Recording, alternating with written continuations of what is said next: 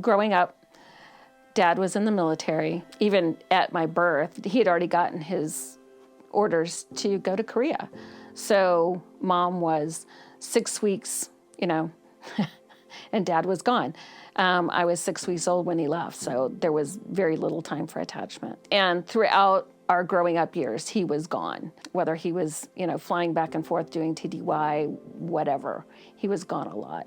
And so very absent. And Mom coped with it by using alcohol. She was a violent alcoholic, so when she got drunk, she would take it out on my brothers and scream at them. And my oldest brother felt like he was the one that had to protect us. It was 6 and 9 years older than I was, so I would hide. I would hide under my bed or in a closet, get out of the way. I was scared a good bit of the time. For church for us was an obligation. It was a social thing. Mom had to go for appearances for the military. It needed to look like she was doing the things that you needed to do to be a good military wife. It was very much social to be seen. We were forced to go, to get dressed up, to do all that, and so moved to Florida. The church Mom and Dad picked was very much a moral. You do these things because it's good, or you do these things because it's right. And, the Bible's full of stories that tell you about doing things that are right, but it was disassociated from a God who loves you. It really didn't click that there was a God connected to it. It was just the do's and the don'ts. So the first time I heard about Jesus was a substitute came to the Sunday school class, and she told the story about Jesus talking to James and John about becoming fishers of men. It made me curious, but it was the first time I'd ever heard a Bible story that was applicable, because she made it like kids could actually do that. They could make, fishers of men, and be a part. And it was curious. But the next week, the regular teacher was back, and I never saw another Bible story. I was in what they call middle school now. It was junior high back then.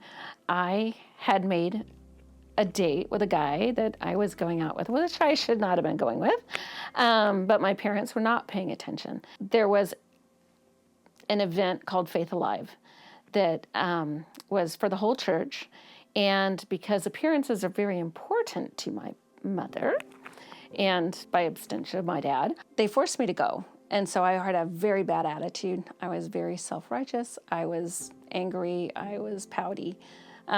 Walked into the church, and lo and behold, they had guitars in the church, which is the first time I had ever seen guitars in the church. It was not the organ, and that was all that was appropriate. And then, of course, in my, huffy state, I kept that as a stumbling block, as it were. When there was a break, I went to one of the young adults, youth leader kind of person, and I said, "Can you believe they brought guitars in the church?" And this woman had never, ever said anything stern. It was always just encouragement, and she looked at me and she said, "Susan, you need to hear what they say. Just stop it."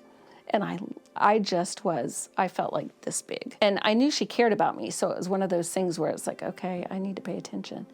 And we broke off in the youth group, and we did games, and we did all kinds of stuff that, the youth do. And then in the morning, the gentleman that was leading it, Mike, looked at me and he said, "Susan, God loves you."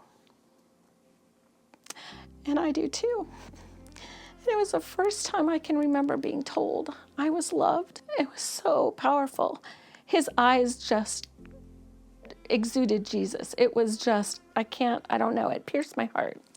And then people gathered, and we were all sitting in a circle and talking. And that night, he asked if anyone wanted to give their life to Jesus. And it was like, yeah, a God that would love me, somebody who would actually care about me, cared about what I did. So I gave my heart to the Lord. When Jesus found me, I was in a home that was very chaotic, violence, anger, not a lot of love. And after I met Jesus, I had something in my heart that has changed me to this day. And I can never say thank you enough.